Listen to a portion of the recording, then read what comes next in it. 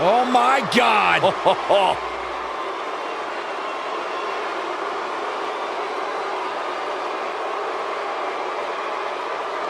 And his opponent, from Grenoble, France, weighing in at 520 pounds, the 8th wonder of the world, Andre The 8th wonder of the world.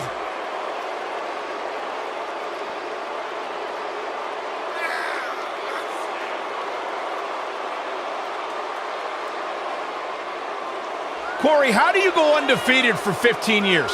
What helps when you're 7'4" and 500 pounds. Now, when you are Andre the Giant, you do whatever you want, whenever you want.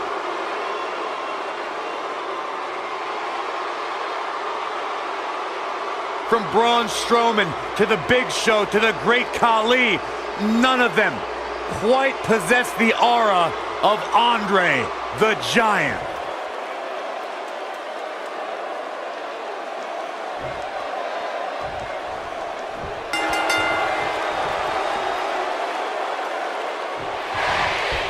Andre the Giant is capable of leaving carnage in the ring. Just look at the 8th wonder of the world's 15-year undefeated streak for proof. No matter what, it is impossible to escape the intimidating aura of the 8th wonder of the world, Andre the Giant. Now, you and I can't dispute that, Saxton. There is no greater force than the 7'4", 500-pound Giant. And he lands the slam. Andre the Giant connecting there with a kick.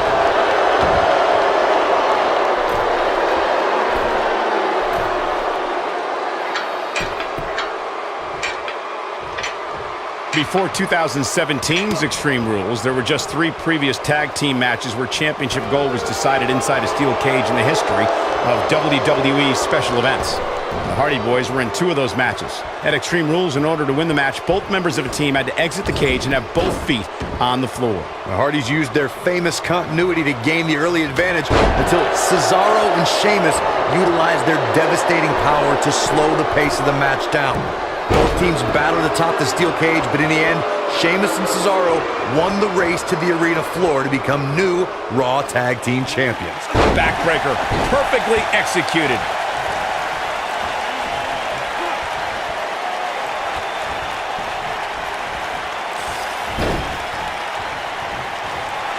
The rivalry between Ultimate Warrior and Ravishing Rick Rude began during the Super Pose Down at the 1989 Royal Rumble. Then it progressed to where both superstars battled over the Intercontinental Championship. At SummerSlam 90, the rivals met inside a 15-foot-high steel cage for the WWE Championship. Victory could be achieved by pinfall or escape from the cage. And the instinct from the Giant on display. Corey, the WWE Championship match between the Ultimate Warrior and Ravishing Rick Rude was the second half of the double main event at 1990's SummerSlam. The rivalry between the Warrior and the Ravishing One was so heated that no one knew what to expect once the 2 men were able to battle inside a steel cage, which at the time was the most grueling match in all of WWE. The Ultimate Warrior dominated early on with his incredible strength. Rick Rude turned the tables and used the steel surroundings to his advantage. At one point, Rude dove from the top of the cage onto the Warrior. But after the Warrior's signature Gorilla Press Slam, the Ultimate One climbed over the cage and retained his WWE Championship.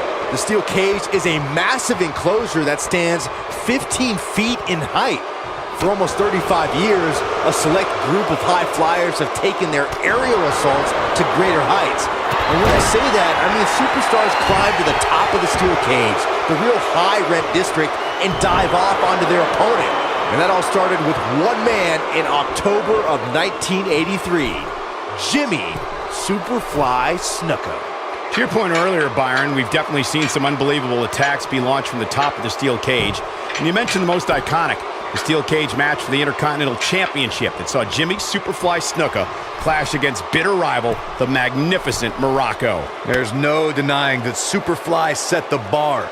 You look over the years to people like Jeff and Matt Hardy, Eddie Guerrero, Kurt Angle, and Chris Jericho. They continued to push the envelope and executed unbelievable attacks from the top of the cage. And watch Rikishi take flight off the top of the steel cage. Wow. We talk about how important stipulations are in a steel cage match.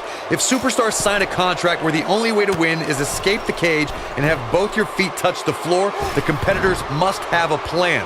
Especially since you have to be comfortable trying to escape through the cage door as you do climbing over the top of the cage and vice versa. Corey, you touched on something moments ago that's so important for the combatants in a steel cage match to remember. A superstar must be able to think offensively to figure out how they're going to escape the cage. And here comes Randy Orton.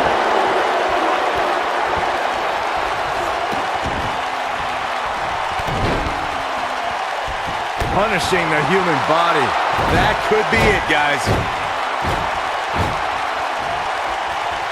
Orton looking for something. Oh, KO! This one's over, guys.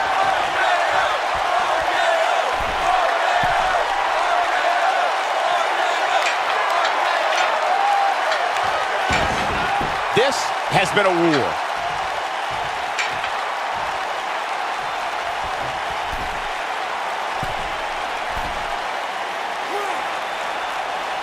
These athletes seem to have tried everything in their playbook. Oh, there's more in their arsenal, I promise you that. I don't know what it is, but they'll find it. Randy Orton's in a world of hurt, people. He might just have nothing left to give, guys. That's over at this point. Randy Orton is slipping, but he still might have an RKO in his back pocket. He's feeling it, and Andre's scary as all get out when he's rolling like this.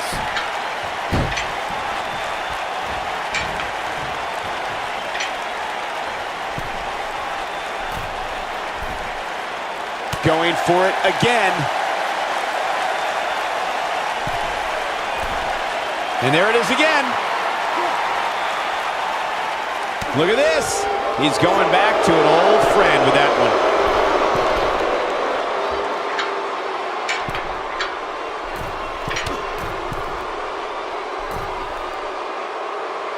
How these superstars are even still in this match is beyond me, especially given how intense the match has been. When this guy's on, look out.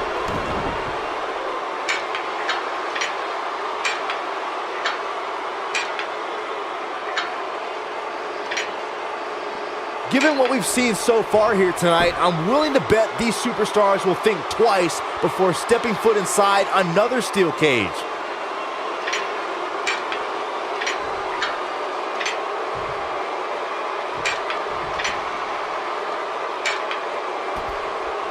That's it. The match is over.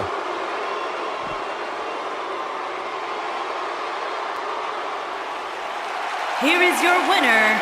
He is the Apex Predator, the Viper, Randy Orton. Now that's eking out a win. That's a statement win, Michael. That's a win that says, hey, everybody, look at me. And that's yet another great match the city of Baltimore has hosted over the years.